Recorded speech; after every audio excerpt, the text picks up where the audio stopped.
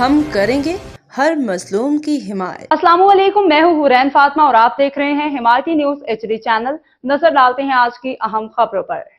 Karachi chief crime reporter Haji Abdulghani Bari جو report کر رہے ہیں۔ SHO Gadap city inspector Javed Ahmed Abro, SI Nazir Hussain, head constable Saddam Hussain Abro police party کی ریتی بجری چور مافیاز کے خلاف کارروائیاں جاری کرتے ہوئے شمر ندی سے سرکاری ریتی بجری چوری کرتے ہوئے ریتی بجری سے بھرا ہوا ڈمپر ڈرائیور کو گرفتار کر کے ڈمپر گٹاب پولیس نے اپنی تحویل میں لے لیا۔ گرفتار ڈمپر ڈرائیور کا نام عمر ولد اور محمد بروہی ہے۔